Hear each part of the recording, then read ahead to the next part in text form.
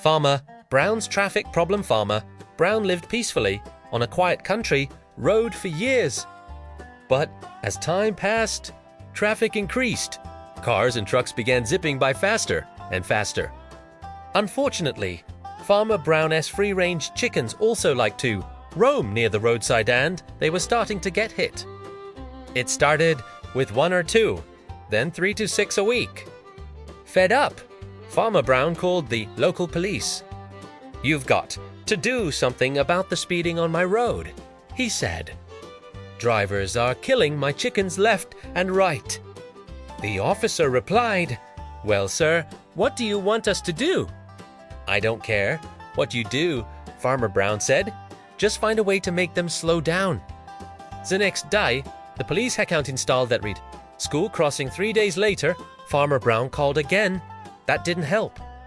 In fact, it made it worse. Now they're speeding even more. The police tried again. They put up a new sign. "Slow children at play." 2 days later, more chickens were flattened than ever. Frustrated, Farmer Brown called back. "Listen, your signs aren't working. Can I just put up my own sign?" The officer sighed. "You know what? Go ahead out a week," boss said. "No more cal." Curious, the officer drove out to the farm to check in. When he arrived, Farmer Brown was beaming. "Not a single chicken hit since I put up the sign," he said proudly. The officer walked over to see the sign and burst out laughing. In big, bold letters it read, "Nudist colony, ahead slow down and watch out for chicks." An elderly farmer had owned a sprawling farm for years. And at the far edge of his property lay a beautiful ponjas, the right size for swimming. Over time, he had turned it into a little oasis, adding picnic tables, horseshoe pits, and even planting apple and peach trees nearby. One evening, feeling nostalgic, the farmer decided to take a stroll down to the pond.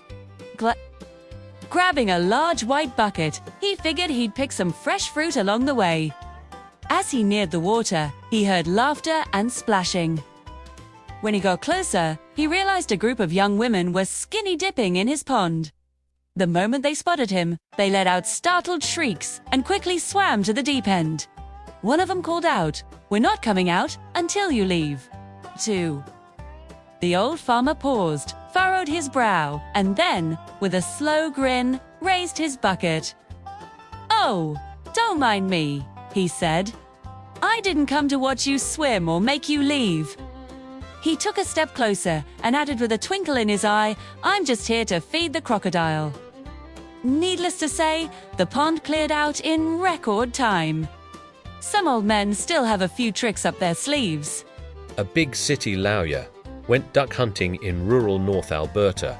He shot and dropped a bird, but it fell into a farmer's field on the other side of a fence. As the lawyer climbed over the fence, an elderly farmer drove up on his tractor and asked him what he was doing. The litigator responded, "I shot a duck and it fell in this field, and now I'm going to retrieve it." The old farmer Peter replied, "This is my property and you are not coming over here."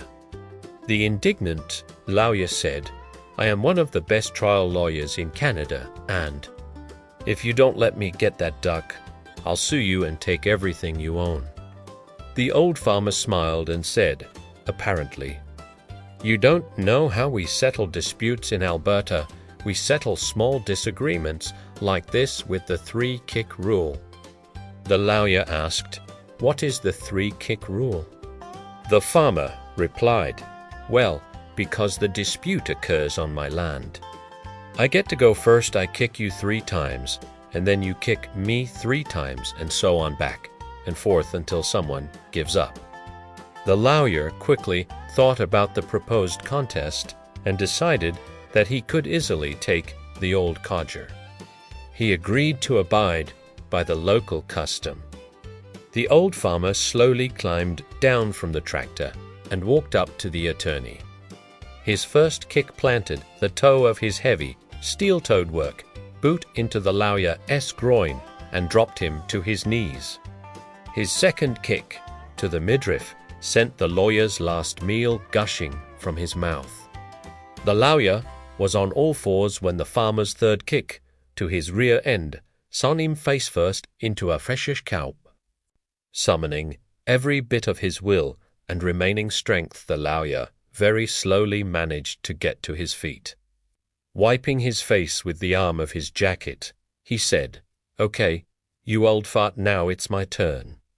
The old farmer smiled and said, "Nah, I give up, you can have the duck."